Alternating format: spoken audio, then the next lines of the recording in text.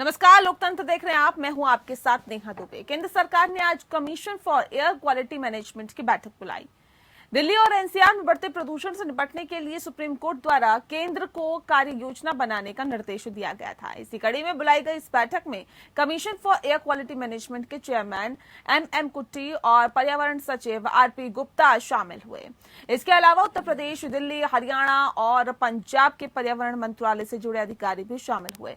इससे पहले सोमवार को केंद्रीय पर्यावरण मंत्री भूपेंद्र यादव ने विदेश दौरे से लौटते ही आपात बैठक की, जो 1 घंटे तक चली। इस बैठक में उन्होंने पर्यावरण मंत्रालय के आला अधिकारियों के साथ दिल्ली के प्रदूषण के हालात पर फीडबैक लिया।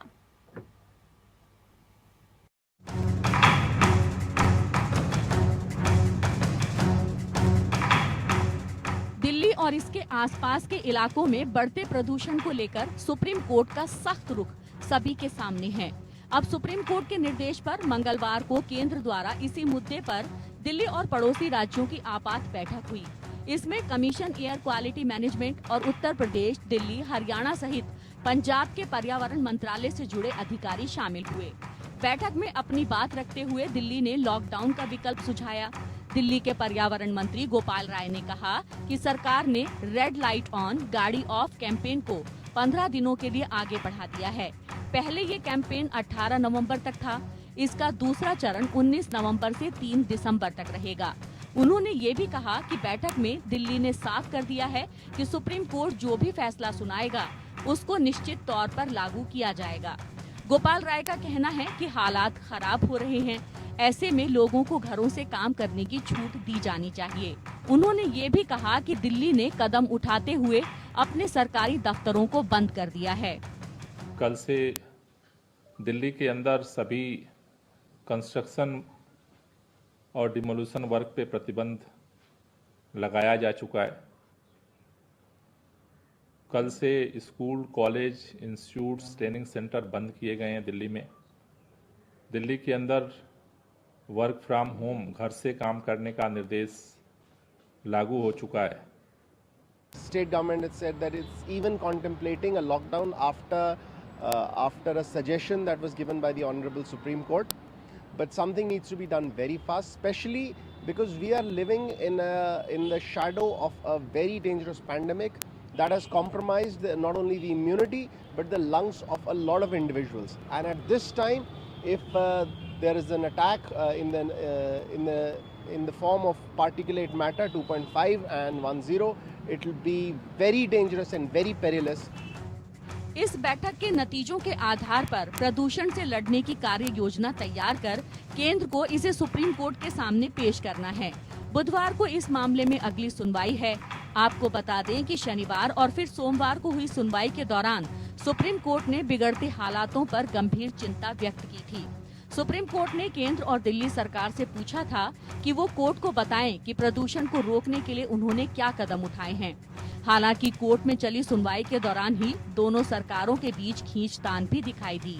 केंद्र की तरफ से इस मामले में पेश सॉलिसिटर जनरल का कहना था कि दिल्ली सरकार विज्ञापन के ऊपर बेतहाशा पैसा खर्च कर रही है, जबकि प्रदूषण को रोकने का उपाय नहीं कर रही है।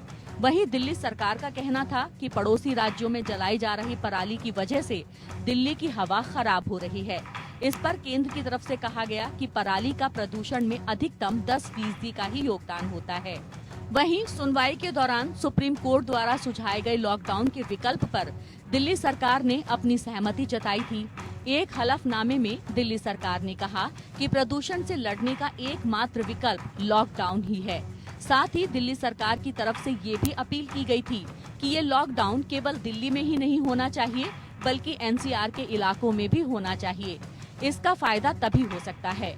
कोर्ट ने गाड़ियों की आवाजाही को रोकने का भी विकल्प सरकारों को सुझाया था। वैसे देखा जाए तो हर साल इस मौसम में दिल्ली एनसीआर में प्रदूषण की समस्या बढ़ ही जाती है। केंद्र और राज्यों की ओर से इससे निपटने के लिए बड़े बड़े दावे भी किए जाते हैं। अदालत में भी ये मामला जोर शोर से उठाया जाता है, लेकिन फिर 3-4 महीने बाद हर कोई शांत हो जाता है और फिर अगले सीजन तक पूरा मामला ठंडे बस्ते में डाल दिया जाता है। Bureau report, APN।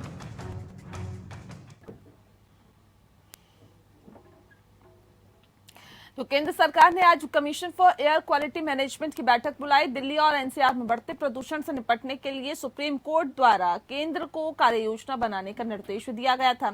इस कड़ी में बुलाई गई इस बैठक में commission for air quality management के चेयरमैन एम कुट्टी और पर्यावरण सचिव आरपी गुप्ता शामिल हुए। इसके अलावा उत्तर प्रदेश, दिल्ली, हरियाणा और पंजाब के पर्यावरण मंत्रालय से जुड़े अधिकारी भी इसमें शामिल हुए।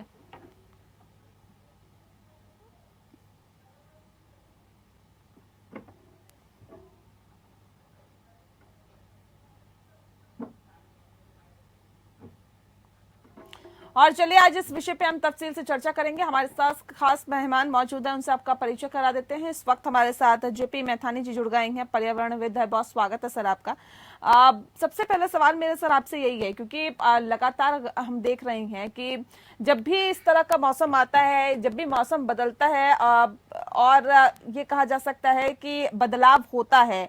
मैं सर आपसे सवाल करूंगी, लेकिन इस बीच हमारे साथ और भी मेहमान जुड़े हैं, उनका भी परिचय करवा देते हैं दर्शकों से। खेमचंद शर्मा जी इस वक्त हमारे साथ है, स्पोक पर्सन है बीजेपी दिल्ली की। बहुत स्वागत है खेमचंद जी आपका।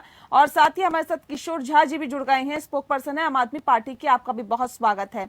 पहला सवाल मेरा यहाँ पे जेपी मैथानी जी आपसे ही है, क्या वजह इसके पीछे समझते हैं, और ये जो अभी हवा है ये कितने खतरनाक फिलहाल आप लोगों के लिए कहेंगे? दिल्ली सरकार के आसपास के सारे वातावरण में ये नहीं है कि ये समस्या आज ही पैदा हुई है। इसके लगभग पिछले 15 साल से centre for science and environment, ministry of environment and forest and climate change ने भी इस पर बहुत सारे रिसर्चेस किए। लेकिन सबसे जो दुखद बात यह है कि इतने वर्षों में देश की राष्ट्रीय राजधानी के आसपास जितने भी शोध संस्थान है या जो मिनिस्ट्री है, उनके बीच तालमेल का बहुत बड़ा अभाव है। और जब भी हम पर्यावरणीय मुद्दों को डिस्कस करते हैं तो ज्यादातर समय हम दोषारोपण करते हैं, निवारण या उससे निदान कैसे पाए इन उपायों पर कम चर्चा करते हैं, और अगर चर्चा करते भी हैं तो उन पे इम्प्लीमेंटेशन नहीं करते। तो अब अंततः सबसे ज्यादा दोष अब पिछले 7-8 वर्षों में हम देख रहे हैं कि दिल्ली और एनसीआर एरिया में आप कह रहे हैं कि सबसे ज्यादा नुकसान जो हमारे पर्यावरण को हो रहा है, जो पर्टिकुलर मटेरियल हमारे इन्वायरमेंट में बढ़ रहा है, वो पराली से बढ़ रहा है। तो और आजकल की जो सुप्रीम कोर्ट की सुनवाई हुई, उसमें ये कहा गया कि ये प्रदूषण तो 10% हो सकता है कि पराली से होता हो। इसका मतलब इरेगुलर जो इंफ्रास्ट्रक्चर डेवलपमेंट एक्टिविटी है। दूसरा जो हम जो कच्चा कोयला जो उपयोग करते हैं, जनरेटर सेट डीजल में उपयोग करते हैं। आज आप देखिए किसी भी शोरूम या दुकान में कहीं भी आपको हमेशा जनरेटर सेट मिल जाएंगे। तो क्या इरेगुलर इलेक्ट्रिसिटी सप्लाई इसका एक कारण है? क्या आप सतत सोलर ऊर्जा या गैर परंपरागत ऊर्जा स्रोतों को विकसित कर बिजली की व्यवस्था कर दें और हीटिंग सिस्टम की व्यवस्था कर दें, ताकि लोग डीजल जनरेटर सेट में जलाएं या लोग कोयला में जलाएं? और किसानों को तो सरल सहज भाव से दोष दे देना बहुत सरल है, क्योंकि उनकी लॉबिंग और उनका प्रतिनिधित्व सरकार के या केंद्र सरकार या राज्य सरकार के स्तर पर बहुत कम लोग करते हैं। ठीक है। लेकिन इसके लिए सिर्फ सरकारों को दोषी नहीं माना जा सकता। हम जो आम जन लोग, आम जनता पे भी सर हम आएंगे, पहले सरकारों से बात कर लेते हैं। किशोर जी, अब सवाल इस बात को लेकर, जिस बात का जिक्र अभी मैथानी साहब कर रहे थे, क्या सरकारें वो 2-3 महीने ही जागती है क्या प्रदूषण को लेकर? जब प्रदूषण का जो स्तर है वो बढ़ जाता है, उससे पहले और उसके बाद में कदम नहीं उठाए जाते हैं क्या? नेहा जी,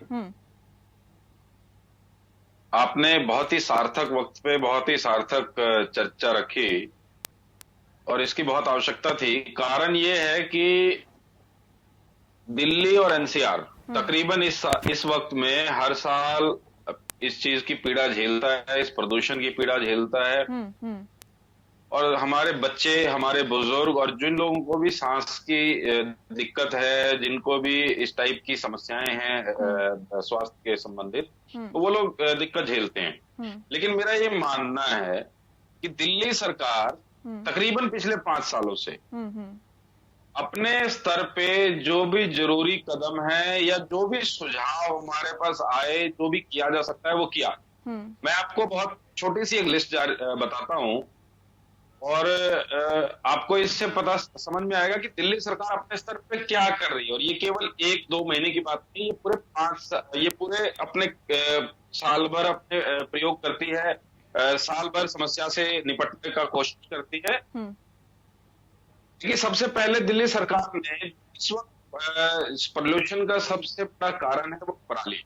पराली के लिए पिछले 3 साल पहले दिल्ली सरकार ने एक पोल्यूशन पूसा इंस्टीट्यूट छत मिलकर बनाया और उस पोल्यूशन के लिए जो है केंद्र सरकार से, उत्तर प्रदेश सरकार, पंजाब सरकार से, हरियाणा सरकार से लगातार गुहार की कि जिस प्रकार दिल्ली में हम लोग सरकार के किसानों की जमीनों में ये पराली सोल्यूशन छिड़काव कर रहे हैं। पराली से सर कितने प्रतिशत प्रदूषण होता है, मुझे बताइए ना। देखिए, पराली से हमारी अपनी समझ ये है कि तकरीबन 60-70% पराली का योगदान होता है इस में। लेकिन मेरा ये मानना है कि केंद्र सरकार उससे डिफर करती है। उन्होंने अदालत में अपनी पिछले एफिडेविट में लास्ट ईयर ये कहा था कि नहीं, 65 से 70%, 45-50% का योगदान होता है। आम आदमी पार्टी नहीं कर रही है, सिर्फ बहाना बनाने का काम कर रही है। कोर्ट ने भी उनको फटकार लगाई है। आप उनसे पूछिए, 7 साल उनको शासन में हो गए और उन्होंने 1400 करोड़ से ज्यादा लोगों से टैक्स के रूप में वसूला है। वो क्या कर रहे हैं और उनको क्या करना चाहिए था, पर क्यों नहीं कर रहे हैं वो लोग। और अभी ये कह रहे हैं कि हमने बहुत सारे काम देखा कि आपने प्रचार किया और प्रचार करके केजरीवाल को चमकाने का काम किया। अभी किस काम को इन्होंने बढ़ाया, ऑन एंड ऑफ में क्या करते हैं, 15 से 16 वॉलंटियर खड़े होते हैं हर चौराहे पे और वो सिर्फ तख्ती लेके खड़े रहते हैं और केजरीवाल जी का चेहरा चमकाते रहते हैं। कोई भी सार्थक काम नहीं कर रहे। अगर ये उन्हीं वॉलंटियर को यमुना जी की सफाई में लगाते तो सफाई हो जाए, रोडों की सफाई में लगाते तो मिट्टी उड़ना बंद हो जाए। इनको जो काम करना चाहिए वो नहीं करते। 940 करोड़ रुपए सिर्फ इन्होंने पिछले 7 साल में विचार से फूक दिए। अगर उसी पैसे को ये स्मोक टावर लगाने में लगा देते तो शायद दिल्ली का भला हो जाता, दिल्ली में इतना प्रदूषण नहीं होता और दिल्ली की जनता इस समय जहर के साथ रह रही है, वो नहीं रहती। अब ये बात करते हैं पराली। अरे पराली का सॉल्यूशन आपके पास 3 साल पहले था, तो आपके तो पंजाब में बहुत सारे एमएलए हैं और आपके पास एमपी भी हैं। वो सॉल्यूशन आपने अपने एमएलए और एमपी को तो नहीं दिया, उनके पास तो अपना फंड भी होता है। वो सबसे ज्यादा पराली पंजाब में जलाई जा रही है, तो उसको रोक देते, क्योंकि इनके पास कोई सॉल्यूशन है नहीं। सिर्फ और सिर्फ प्रचार करना है और प्रचार करके झूठा नकल बातें इनको फैलानी है। और दूसरी बात, अभी ये कह रहे हैं 60 से 65%। अरे हमारी सेंट्रल गवर्नमेंट ने बोला है 5% के आसपास पराली का कंट्रीब्यूशन है और आपकी भी, मतलब आम आदमी पार्टी की सरकार ने भी 20% बताया है, तो 80%। यदि मैं आम आदमी पार्टी की बात मान भी लूं तो 80% जो प्रॉब्लम है दिल्ली की वो लोकल रीजन की वजह से है। अभी भी जो एक्सपर्ट ने भी बताया, जो हॉट स्पॉट है दिल्ली के, हॉट स्पॉट बने हुए हैं धूल की वजह से, हॉट स्पॉट बने हुए हैं वहाँ पे जो गंदी या आप कह सकते हैं जो खराब रोड हैं, इनमें गड्ढे हैं, उसकी वजह से वहाँ पे जो इंडस्ट्री का वेस्ट जलाया जा रहा है या सीधा जो वेस्ट ओपन में फेंका जा रहा है उसकी वजह से, और जो ग्रीनरी इन्होंने खत्म कर दी, वाटरिंग ये नहीं करा रहे हैं, उसकी वजह से दिल्ली में प्रॉब्लम बढ़ी है। ठीक है, पंजाब में भी क्योंकि पराली जलाई जा रही है और किशोर जी सीधे आरोप लगा रहे हैं कि जी पराली की वजह से ही जो प्रदूषण है वो लगातार बढ़ रहा है। ठीक है खेमचंद जी, मैं आऊंगी आपके पास। महिमा जी से सवाल है मेरा, मैं आऊंगी आपके पास, फिर दूंगी आपको मौका। महिमा जी, पंजाब में तो मैम आपकी सरकार है और पंजाब में पराली जलाई जा रही है, उसका धुआं दिल्ली तक आ रहा है। आम आदमी पार्टी ये कह रही है कि जो पराली जलाई जा रही है उससे सबसे ज्यादा धुआं हो रहा है, उससे सबसे ज्यादा प्रदूषण हो रहा है, जिस वजह से दिल्ली एनसीआर की जो हवा है वो खराब हो गई है। कैसे देखती हैं इसे आप?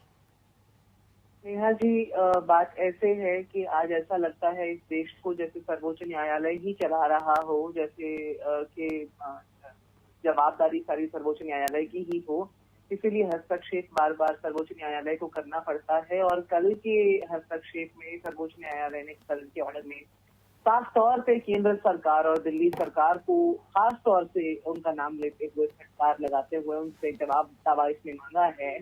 और मेरा जो ध्यान आकर्षित होता है वो सीधे आकर्षित होता है इंडिया गेट के आसपास जो बहुत बड़ी कंस्ट्रक्शन हो रही है सेंट्रल विस्टा की, जिसके ऊपर और बहुत सारे चर्चे पहले हो चुके हैं। लेकिन आज अगर वहां जाकर देखा जाए तो क्या केंद्रीय सरकार इस बात की जवाबदेही की परिस्थिति में है कि क्या वहाँ सारे कंप्लायंसेस हो रहे हैं। बिल्कुल भी नहीं। उस इलाके में इतना धुंधलका रहने लग गया है लगातार परमानेंट, क्योंकि वहाँ पर बुरे लॉकडाउन में हमने देखा किस तरह से गैर जिम्मेदारी से उन्होंने लेबरर्स को वहाँ लगाया, जबकि बिल्कुल अलाउड नहीं था। खैर, ये एक पहलू है इस मुद्दे का। लेकिन दूसरा बहुत जरूरी पहलू ये है नेहा जी कि सर्वोच्च न्यायालय ने, अभी मैं जरा समझ नहीं पाई क्योंकि फोन से जुड़ी हुई हूँ, मुझे नहीं पता चला कि कौन बोल रहा था। मुझसे पहले जो सचिन बोल रहे थे खेमचंद जी, बीजेपी के प्रवक्ता हैं खेमचंद जी, वही उनसे पहले शायद आम आदमी पार्टी के बिल्कुल उनसे पहले किशोर जी बोल रहे थे जी।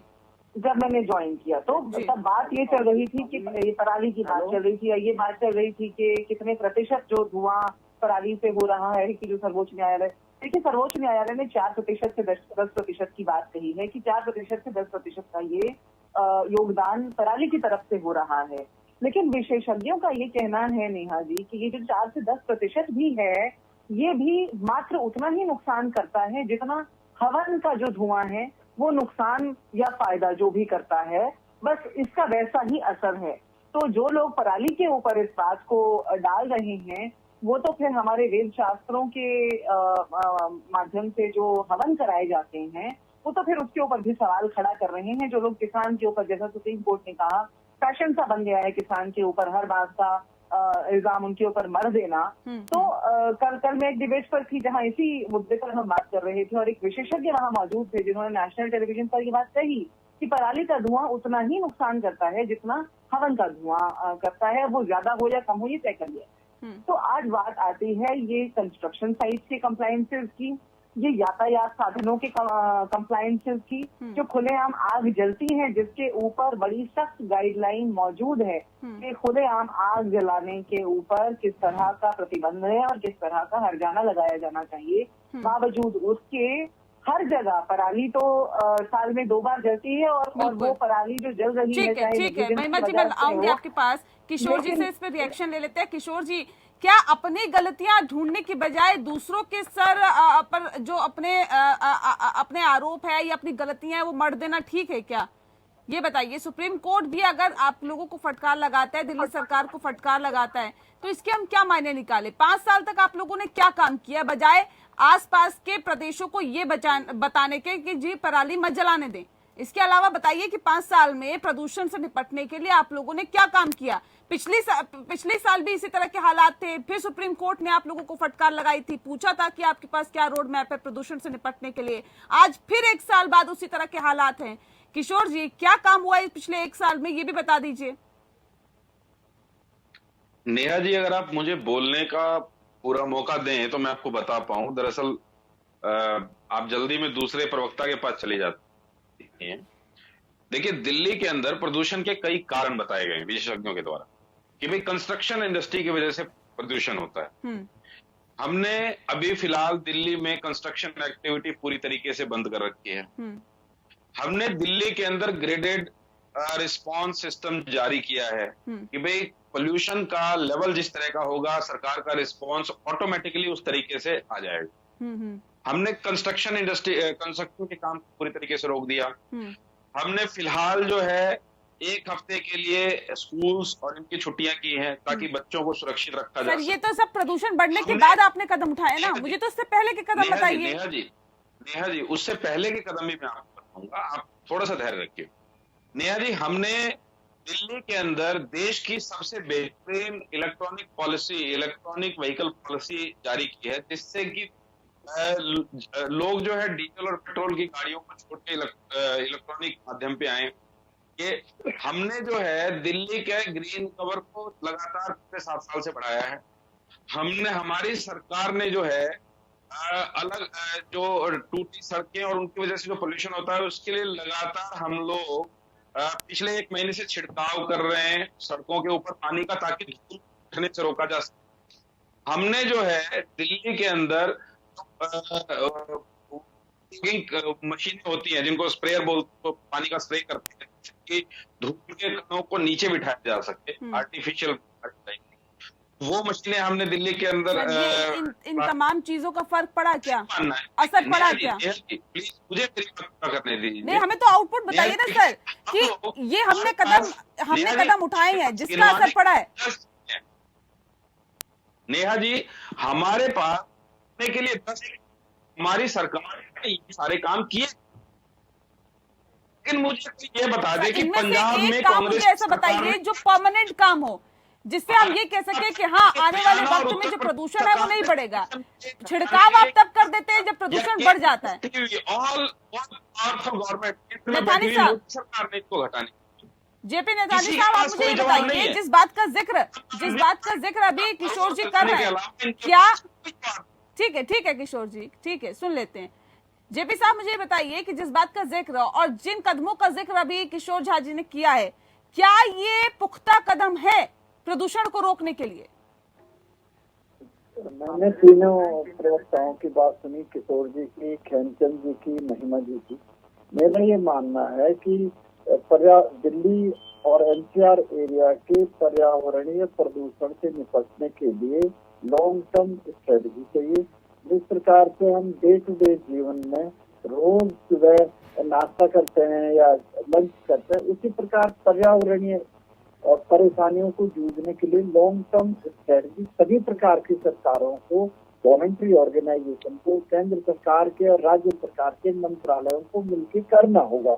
ऐसा नहीं हो सकता है कि डेवलपमेंटल एक्टिविटीज में आप कंस्ट्रक्शन रोक दें तो प्रदूषण का नियंत्रण हो जाएगा, या आप एक दिन कर दें कि रेड लाइट ऑन और गाड़ी ऑफ। ये भी लॉन्ग टर्म में नहीं चलेगा, क्योंकि कहीं ना कहीं दिल्ली के आसपास, दिल्ली में जो लाखों लोग रहते हैं वो अपने आजीविका संवर्धन के लिए रहते हैं, और अगर आजीविका को बचाए रखना तो स्वच्छ पर्यावरण तो देना ही होगा। अब अलग अलग पार्टी के जो पॉलिटिकल लीडरशिप यहाँ पे है वो इस बात से सहमत होंगे कि स्वरोजगार भी जरूरी है। सबसे पहले तो अभी डिस्कशन में एक बहन बातें कर रही थी, मैं उनको जवाब देना चाहूंगा कि वो कह रही थी कि पराली जलाना और हवन करना एक तरीके की बातें होती है। बहन शायद आपको पता नहीं है तो उसको टीवी पे आप रखें नहीं। हवन सामग्री डाली जाती है, वो एटमॉस्फेयर को शुद्ध करती है, ना कि खराब करती है, ना कि नुकसान करती है। ये साइंटिफिक प्रूव है। अगर आपको हिंदू कल्चर का या हिंदू परंपराओं का पता नहीं तो आप उसको डिफेंड करने की कोशिश ना करें। पराली का मतलब होता है गीला वो स्क्रैप होता है, और वो पानी में से, क्योंकि जो धान है पानी में खड़ा रहता है, इसकी वजह से उसमें बहुत ज्यादा धुआं निकलता है, बहुत ज्यादा उसमें गैसें निकलती हैं जो पर्यावरण को नुकसान पहुंचाती हैं। रही बात आम आदमी पार्टी की, क्योंकि आम आदमी पार्टी की अपनी डेफिनेशन के अकॉर्डिंग भी 85% जो है और वो प्रदूषण नॉन पराली की वजह से, मतलब दिल्ली की वजह से, मतलब दिल्ली काम नहीं करे उसकी वजह से। अगर दिल्ली काम करे तो प्रदूषण बिल्कुल नहीं होगा। और हमारी जो सेंट्रल गवर्नमेंट की एक्सपर्ट की जो राय है उसके अनुसार तो वो जो परसेंटेज सिर्फ 5%, इट मीन 95% जो प्रॉब्लम है वो लोकल प्रॉब्लम है। हमारी पार्टी ने पिछले 7 साल में क्या किया है? सर, केंद्र सरकार ने आज commission for air quality management की एक बैठक बुलाई है। आज प्रदूषण ज्यादा है, आजकल की जो ये समस्या है प्रदूषण की, इसके मद्देनजर अब आपको याद आई कि बैठक बुलाई जाती है या बुलाई जानी चाहिए। इससे पहले केंद्र सरकार क्या थी और क्या कर रही थी? क्या इससे पहले केंद्र सरकार को कदम नहीं उठाने चाहिए थे? क्या अगर दिल्ली में प्रदूषण बढ़ रहा है तो इसके लिए सिर्फ आम आदमी पार्टी की सरकार जिम्मेदार है, केंद्र की कोई भूमिका नहीं होती? देखिए, आपने आम आदमी पार्टी के प्रवक्ता को बोलने दिया, आप मेरे को 2 मिनट बिल्कुल बोलने दूंगी सर, बताइए। देखिए मीटिंग से प्रॉब्लम सॉल्व होती है, तो ये मीटिंग की रिक्वेस्ट कर सकते थे। तो आम आदमी पार्टी की सरकार क्या कर रही थी, क्यों नहीं किया? केंद्र मना करती तो ये कहते हैं हाँ केंद्र ने मना किया है। इनके तो देखिए सीएम दिल्ली को छोड़ के गोवा चले गए। हम पिछले 2 महीने से केंद्र सरकार को लगातार रिक्वेस्ट कर रहे हैं कि तीनों राज्यों की बैठक बुलाई जाए, तीनों राज्यों के मुख्यमंत्रियों की हाई लेवल बैठक बुलाई जाए, जिसके अंदर प्रदूषण को डिस्कस किया जाए और लेकिन केंद्र सरकार सुप्रीम कोर्ट की सुनवाई के बाद जागती है। खेमचंद जी,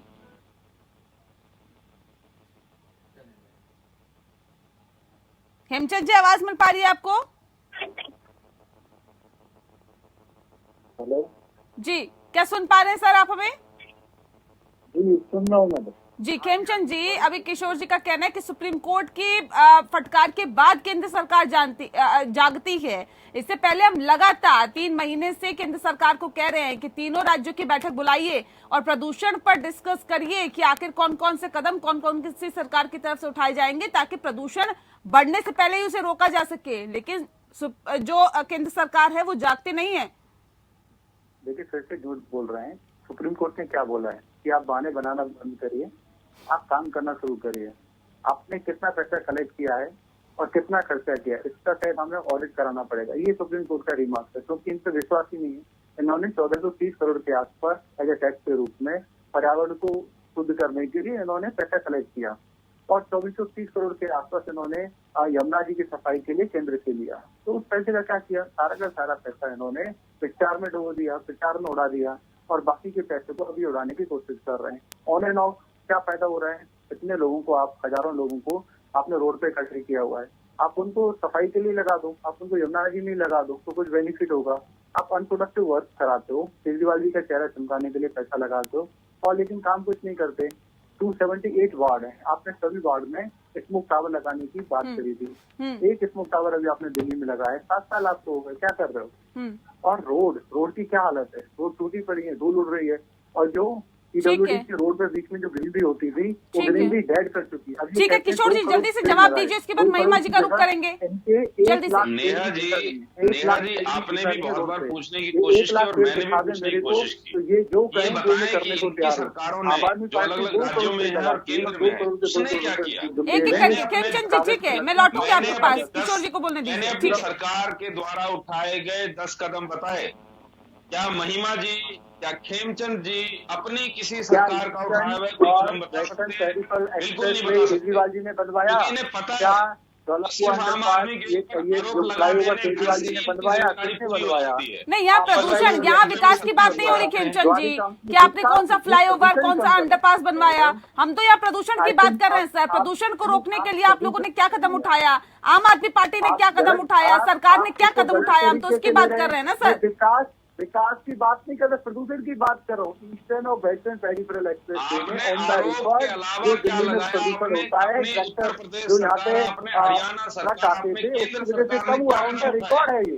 लेकिन सबसे ज्यादा प्रदूषण इस वक्त व्हीकल से हो रहा है, वाहनों से हो रहा है, गाड़ियों से हो रहा है। उसको कम करने के लिए दिल्ली सरकार ने क्या किया, केंद्र सरकार ने क्या किया? इसका कोई रोड मैप दोनों के पास नहीं है सर, जो मैं आप लोगों से अभी फिलहाल सुन रही हूँ। महिमा जी, आप गलत कर रहे हैं, आप मिक्सअप कर रहे हैं। केंद्र सरकार की वजह से ईस्टर्न और वेस्टर्न पेरिफेरल एक्सप्रेस बनने की वजह से दिल्ली में जो बाहर के वाहन आते थे वो पूरी तरीके से रुक गए और जो हैवी वाहन आते थे वो 100% रुक गए। उसकी वजह से ड्रास्टिकली जो प्रदूषण है दिल्ली में वाहनों से होने वाला उसमें कमी आई, लेकिन दिल्ली के जो अपने रीजन कोई बेनिफिट नहीं है, इसीलिए प्रॉब्लम बढ़ रही है। ठीक है महिमा जी, आज जो हालात है इससे पहले हमने देखा कि ये जो समस्या है वो कई सालों की है, आज की नहीं है। ये कई सालों की समस्या है, कई सरकारें आई, कई गई। इससे पहले शीला दीक्षित की भी सरकार थी, कांग्रेस की सरकार थी वहां पर, लेकिन उसके बावजूद भी जो समस्या है वो आज भी जस की तस है। क्या वजह इसके पीछे आप मानते? कोई ठोस रणनीति, कोई ठोस नीति प्रदूषण से निपटने के लिए क्यों नहीं बन पाती? नेहा जी, सबसे पहले तो जो भाजपा के प्रवक्ता ने बात कही, हमारी बात को उठाते हुए जो हमने हवन और पराली की बात कही थी, हमने खास तौर पर ये कहा था और शायद भाजपा के प्रवक्ता सुनना भूल गए या नहीं सुन पाए कि विशेषज्ञों की ये राय है, हमारी निजी राय नहीं है, ये विशेषज्ञों की राय है। और कल ही की डिबेट पर वो चाहे तो मैं उन्हें लिंक भेज दूंगी, सुन लेंगे। विशेषज्ञों ने ये कहा कि पराली का धुआं बस उतना भर ही नुकसान या फायदा करता है जितना हवन का करता है, हवन की लकड़ी से जो होता है। खैर, दूसरी बात यह है कि बार बार बीच में न बोले, आपकी बात के बीच में हमने हस्तक्षेप नहीं किया था। भाजपा के प्रवक्ता बीच में न बोला करें, बीच में न बोला करें, बीच में न बोला करें, बीच में न बोला करें। बात सुनना सीख लें भाजपा के प्रवक्ता। यदि सुनेंगे तो गलत आर्ग्यूमेंट नहीं देंगे, यदि बात नहीं सुनेंगे तो गलत आर्ग्यूमेंट ही देंगे, क्योंकि बात सुनते नहीं है, ध्यान से, कितने गलत आर्ग्यूमेंट देते हैं, बात सुनते नहीं है ध्यान से, इसलिए गलत आर्ग्यूमेंट देते हैं। नेहा जी आप सुनिश्चित करें कि खेमचंद जी मैं आती हूँ, मौका दूंगी आपको, अभी महिमा जी बोलने दीजिए फिर मैं आती हूँ। अपने अवसर में ही बोले, ऐसी अनुशासनहीनता आपके कार्यक्रम में नहीं ठीक होनी है चाहिए। खेमचंद जी मैं लौटती हूँ, हस्तक्षेप न करें, रखिए हस्तक्षेप न करें। भाजपा के प्रवक्ता इन लोगों की आदत से मजबूर हैं। ठीक है, मुद्दे पे आइए महिमा जी। बात ये है, यमुना की बात बहुत जल्दी करती है भाजपा। इन्होंने इतनी बातें कही, मेरी बात को गलत पकड़ के गलत मत कही, बिल्कुल चुप रहे, अपने अवसर में बोले, बिल्कुल खामोश रहे, दूसरों के अवसर में बोले, दूसरों के अवसर में हस्तक्षेप न करें, दूसरों के ऊपर। नेहा जी सेंट्रल विस्टा के ऊपर हमने सवाल उठाया, वहाँ की कंप्लायंसेस नहीं हो रही है, उस पर सवाल उठाया, उसके ऊपर एक भी जवाब नहीं आया। यमुना का नाम इन्होंने यहाँ लिया, गंगा का नाम नहीं लिया। गंगा के नाम पर जो देश को ये वर्गलाते आ रहे हैं और बड़े बड़े फंड्स उसको लेकर लेते आ रहे हैं, उसका कोई जवाब नहीं दिया। लेकिन आपने बहुत अच्छी बात पूछी है कि इतनी सरकारें रही हैं दिल्ली के अंदर। देखिए दिल्ली की राजनीति एक अलग प्रकार की राजनीति है और दिल्ली के अंदर इसको सियासी होगा प्रदूषण को जो बनाया जाता रहा है। आज ही हम एक ही बात कह रहे हैं, कांग्रेस ने कल भी राष्ट्रीय स्तर पर प्रेस कॉन्फ्रेंस करके एक ही बात कही कि देखिए ये देश के हर नागरिक का, देश की राजधानी दिल्ली में रहने वाले हर नागरिक का सवाल है और अधिकार है जानना कि केंद्र सरकार और दिल्ली सरकार ने आज कौन से कदम उठाए हैं। आज जो हालात दिल्ली में जहरीली हवा के बन गए हैं, इसको लेकर श्वेत पत्र जारी कर दें कि आपने कौन, सभी को जानने का अधिकार है। क्योंकि पिछले हफ्ते भर के अंदर जितने हार्ट अटैक के मसले हम लोग सुन चुके हैं, उतने मसले हम पूरे वर्ष में पूरे देश का नहीं सुनते हैं। तो इसलिए ये चिंता का विषय है। अब जेपी साहब मैं आपसे समझना चाहूंगी, आप बताइए कि अभी फिलहाल जो हालात, जो स्थितियां हैं, सुप्रीम कोर्ट तक को फटकार लगानी पड़ी कि आखिर दिल्ली सरकार क्या कह रही है, सुप्रीम कोर्ट क्या कर रहा है और क्या कुछ आप लोगों ने 5-5 साल में अपने कार्यकाल में किया है। हालांकि दोनों ही सरकारों का दूसरा कार्यकाल चल रहा है, लेकिन उसके बावजूद भी प्रदूषण पर कोई ठोस रणनीति निकलकर सामने नहीं आई है। सर आप बेहतर तरीके से समझते हैं, जानते हैं, अब आपको ये आप बताइए कि क्या स्टेप और उठाने की जरूरत है, क्या कदम उठाने की जरूरत है जिससे बढ़ते प्रदूषण पर लगाम लगाई जा सके। नेहा जी मेरा तो सभी पॉलिटिकल लीडरशिप और जो लोग हमारा प्रतिनिधित्व करते हैं दिल्ली एनसीआर एरिया में, चाहे वो पंजाब की सरकार हो, उत्तर प्रदेश हो या आपका हरियाणा हो, दिल्ली हो, पार्ट ऑफ राजस्थान, मध्य प्रदेश, उनके एकोमोडेशन से हम थोड़ा आइसोलेशन में देख रहे हैं सिर्फ दिल्ली को। ये परेशानी पश्चिमी भारत के भी इस क्षेत्र के जो राज्य हैं, जो हिमालयी तरफ के राज्य हैं, उन क्षेत्रों से भी ये परेशानी हो सकती है। हमें ये लगता है कि जो भी गाइडलाइन, जैसे पिछली बार दिल्ली सरकार ने बहुत पैसा खर्च किया, national centre for organic farming और ICAR ने एक बनाया था पराली के लिए वेस्ट डिकम्पोजर। उन्होंने लाखों लीटर वेस्ट डिकम्पोजर कहा कि पराली को इससे डिकम्पोज करेंगे। मेरा एक आग्रह ये भी रहेगा दिल्ली, पंजाब, हरियाणा की सरकार से कि भाई पराली जो जलाने, अगर आप कहते हैं कि पराली बहुत अधिक इस बात के लिए जिम्मेदार है, हमारे प्रदेश में बहुत सारे ऐसे स्टेट है जिनको पराली की आवश्यकता है, वो स्टेट वहाँ फॉडर के रूप में, चारे के रूप में अपने गाय और पशुओं के लिए पैकिंग इंडस्ट्री में, पार्टिकल बोर्ड बनाने में, उसके कंस्ट्रक्शन वर्क में, पैड बनाने में या चेक डैम्स बनाने में, जो यमुना नदी के रिवर डैम्स हैं उसको पॉल्यूशन से मुक्त रखने के लिए जो चेक डैम बनाए जा सकते हैं, इको फ्रेंडली चेक डैम पराली से बनाए जा सकते हैं, जो डिकम्पोज हो जाएंगे, पानी के रास्ते, यमुना के रास्ते सागर में चले जाएंगे, तो हमारा कोई साइड इफेक्ट भी नहीं होगा। एक सुझाव ये है। दूसरा ये है कि हमारा कहना ये है कि सरकारें गैर ईमानदार होती हैं, ऐसा हमें लगता है, क्योंकि जो सुझाव दिया जाता है, मैं यहाँ पे भाजपा, कांग्रेस, आदमी पार्टी किसी की आलोचना करने नहीं आया हूँ, लेकिन मेरा ये मानना है कि अगर हम ईमानदारी से जो वैज्ञानिक में सुझाव देते हैं, उन सुझावों को ईमानदारी से धरातल पर उतारे, जैसे है कि पॉल्यूशन को कंट्रोल करने के लिए डस्ट सड़क किनारे की धूल बड़ा कह रहे हैं। दूसरा ये है कि खुले में पॉलीथीन, पॉलीमर, थर्माकोल, टायर जलाना, या फिर आप देखते हैं कि जो कई सारे इंडस्ट्री ऐसे जहाँ रिट्रेडिंग ऑफ टायर किया जाता है, उसमें काफी पोल्यूशन होता है, डीजल जनरेटर से पोल्यूशन होता है।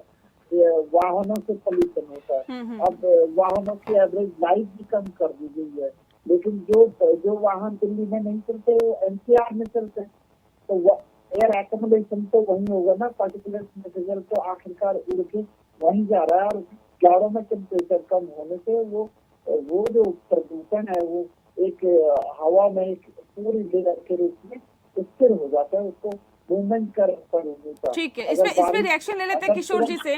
किशोर जी, आप सवाल इस बात को लेकर है, जिस बात का जिक्र जेपी जी कर रहे थे कि प्रदूषण न सिर्फ पराली से बल्कि जो आप लोगों के हाथ में चीजें हैं उसको तो कहीं ना कहीं कंट्रोल किया जा सकता है। फैक्ट्री से निकलने वाला धुआं, कारखानों से निकलने वाला धुआं, कंस्ट्रक्शन से निकलने वाला ये जो प्रदूषण फैलता है, जिससे अब सवाल इस बात को लेकर है कि जो गाड़ियों से धुआं निकलता है उससे प्रदूषण बढ़ता है। क्या इन सब चीजों पर सरकार के पास कोई रणनीति नहीं है कि कैसे प्रदूषण को कम किया जा सकता है? मैं भी एक बिंदु जोड़ना चाहता हूँ। जी, बिल्कुल, रखिए, उसके बाद किशोर जी का रुख कर लेंगे। जी, दिल्ली के एनसीआर में जितने भी मल्टी स्टोरी कंस्ट्रक्शन होते हैं, जितने भी बड़े फ्लाईओवर और हाईवे प्रोजेक्ट बन रहे, उसमें जो धूल न उड़े और प्रदूषण कम हो, उन तकनीकियों का उपयोग नहीं किया जाता, और किया जाता है तो उसे कागजों में किया जाता है, वास्तव में धरातल पे नहीं किया जाता। अगर ये बात होती तो कोरोना कोविड के दौर में जो ऑक्सीजन की कमी की वजह से व्यवस्था हुई, उस समय से ही सरकार को सबक ले लेना चाहिए था। 4 महीने का कम से कम टाइम था उनके निवारण के लिए। ये तो यही हो गया कि जब आग लग गई तब कुआं खोद रहे, ये नहीं होना चाहिए। एक दूरगामी नीति, उससे पहले कदम उठाए जाने चाहिए। जब ये समस्या उत्पन्न होती है उससे पहले, जो किशोर जी ने जिस बात का जिक्र किया था अभी थोड़ी देर पहले कि जी हम तो छिड़काव करवा रहे हैं, पानी का छिड़काव करवा रहे हैं जिससे कि प्रदूषण जो है वो कम होगा। अब तो सर प्रदूषण बढ़ चुका है, उससे पहले आपको सोचना चाहिए था ना कि आपको क्या करना है। अब पानी का छिड़काव करके आप उस समस्या को बस अभी फौरी तौर पर खत्म कर रहे हैं। इससे पहले आपने ठोस रणनीति क्या बनाई? क्या इस बारे में आपने सोचा? और अगर ऐसा सोचा होता तो ये हालात नहीं होते, सुप्रीम कोर्ट को बीच में नहीं आना होता और सुप्रीम कोर्ट फटकार नहीं लगाता। खेमचंद जी, अब मैं किशोर जी का रुख करूं, उससे पहले खेमचंद जी सवाल आपसे है मेरा। अब आपको क्या लगता है, अब सरकार, केंद्र सरकार की तरफ से और क्या कदम उठाए जाएंगे प्रदूषण को कंट्रोल करने के लिए? क्योंकि अब तो बैठकों का दौर भी चल रहा है, अब तो आपको भी ये समझ आ गया है कि दिल्ली एनसीआर में जो प्रदूषण है वो बढ़ रहा है। दिल्ली की आम आदमी पार्टी की सरकार ने सुप्रीम कोर्ट में बोला है कि एनसीआर में लॉकडाउन लगाइए जिससे कि जो हालात है वो बेहतर हो सके, यानी कि नोएडा, गुड़गांव, इन तमाम और जगहों पर भी लॉकडाउन लगाने की एक स्थिति है ताकि जो हालात है वो बेहतर हो सके। तो क्या बीजेपी उसके लिए तैयार है क्या? देखिए, बीजेपी हर उस काम में आम आदमी पार्टी का सहयोग करने को तैयार है जिससे दिल्ली वालों का भला हो। लेकिन मैं आम आदमी पार्टी से अनुरोध करना चाहता हूँ, अगर आप सिखाने के लिए छिड़काव कर रहे हो तो छिड़काव की जरूरत क्यों पड़ रही है? क्योंकि रोड खराब है और वहाँ पे मिट्टी है, तो वो मिट्टी उड़ रही है। आप रोडों को पहले ही रिपेयर करा देते, क्यों नहीं रिपेयर कराया? आपने जो ग्रीनरी रोडों के बीच में होती है उसको खत्म कर दिया। आप कहते हो 2 करोड़ पेड़ लगे, आप 1 लाख पेड़ भी नहीं दिखा सकते पूरी दिल्ली में जो भी जिंदा हो। सारे के सारे पेड़ कागज पे लगे और उसको खा पी गए आप लोग। वैसे ही अगर पब्लिक ट्रांसपोर्ट दिल्ली में बेटर हो, अगर डीटीसी की बसें 12 से 13,000 बसें होनी चाहिए थी वो हों, तो लोग अपनी बसें, अपनी जो गाड़ियां यूज नहीं करेंगे, अपने व्हीकल यूज नहीं करेंगे, तो अपने आप ही सोल्यूशन कम हो जाएगा। क्योंकि जो बस हैं वो गैस पे चलती हैं, वो पेट्रोल या डीजल पे नहीं चलती, लेकिन बस की कमी है तो लोगों को मजबूरी में अपने व्हीकल निकालने पड़ते हैं, मजबूरी में अपने साधनों से जाना पड़ता है और उसकी वजह से प्रदूषण बढ़ रहा है। तो जो काम कर रहे हैं उनको करें, आप बस बढ़ाएं। अभी बहुत सारे ऐसा है क्या किशोर जी कि पब्लिक ट्रांसपोर्ट की कमी है जिस वजह से लोगों को अपना पर्सनल जो व्हीकल है उससे जाना पड़ता है, जिससे कि ट्रैफिक तो बढ़ता है, साथ ही साथ पॉल्यूशन भी बढ़ता है। और जिस बात का जिक्र अभी जेपी मेहतानी जी कर रहे थे, कह रहे थे कि बड़ी उम्मीदों के साथ आप लोगों को सत्ता सौंपी थी और आप लोग सबसे प्रमुख हथियार भ्रष्टाचार को हटाएंगे और आम आदमी पार्टी की सरकार बनाएंगे, इसी नारे के साथ आप लोग सत्ता में वापस सत्ता पर काबिज हुए थे। लेकिन कह रहे कि अच्छी नीति और साफ छवि के साथ, साफ नीति के साथ आप लोग काम नहीं करते, ईमानदारी के साथ काम नहीं कर रहे। अगर कर रहे होते तो आज प्रदूषण इतना ज्यादा नहीं बढ़ रहा होता। सवाल चारों तरफ से हैं, तो मुझे लगता है कि मुझे जवाब भी चारों तरफ को देने दिया जाना चाहिए। बिल्कुल बिल्कुल। मेरी बात को लगातार इंटरप्ट किया जा रहा है और मैं आपसे गुजारिश करूंगा कि आप मुझे मेरी बात को पूरा करने दें। सर रखिए ना आप अपनी बात, मेरे पास और भी मेहमान है, मुझे उनका भी रुख करना होता है। ऐसा थोड़ी है कि मैं आपकी पूरी कथा सुनने के लिए यहाँ नहीं बैठी हूँ सर। मैं तो आप मुद्दे की बात बोलेंगे, मुझे उसके साथ ही टॉस करना होगा दूसरे मेहमान को। अगर आपने सवाल किया है तो जवाब बिल्कुल जवाब ले रही हूँ सर, मैं आपसे जवाब ले रही हूँ। इन्होंने कहा कि पोल्यूशन रोड ट्रांसपोर्ट और ट्रैफिक की वजह से हमने देश की सबसे progressive electronic vehicle policy Delhi के अंदर लागू की और उसका रिजल्ट जो है वो बहुत ही शानदार है। वो लगातार जो है वो पॉलिसी की वजह से दिल्ली में इलेक्ट्रॉनिक व्हीकल्स की संख्या बढ़ रही है, पहली चीज। दूसरी चीज, इन्होंने कहा पब्लिक ट्रांसपोर्ट। दिल्ली के अंदर सबसे बड़ा दिल्ली के इतिहास का सबसे बड़ा डीटीसी बसों का बेड़ा आज दिल्ली में है। दिल्ली मेट्रो का जाल देश दुनिया में सबसे बड़ा जाल दिल्ली के अंदर है। बोलो, इस समय 3500 से 3600 बसें हैं और वो 90% अपनी लाइफ जी चुकी है। इस समय 13 से 14 हजार बस दिल्ली में होनी चाहिए, मात्र 3500 बसें हैं और वो 90% अपनी झूठ मत बोलो, झूठ मत बोलो। दिल्ली में सबसे बड़ा बेड़ा नहीं है।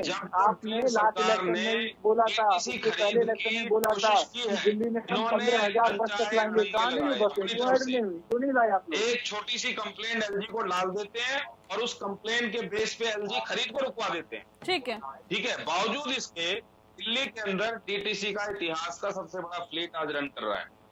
इसके बाद मैं आपको बताऊं कि दिल्ली का ग्रीन कवर पिछले 20 साल में सबसे बड़ा ग्रीन कवर दिल्ली के अंदर आज है सर। दिल्ली सरकार ने जो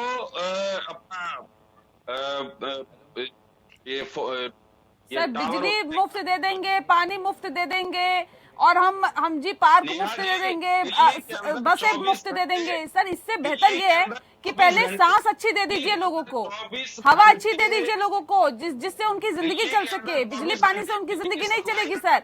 महिमा जी सवाल मेरा सीधा आपसे है। ठीक है किशोर जी, सोल्यूशन नहीं मिलेगा। ठीक है। दिल्ली सरकार ने क्या क्या कदम उठाए हैं सर? क्या अगर आपने कदम उठाए होते तो हालात ये नहीं होते ना।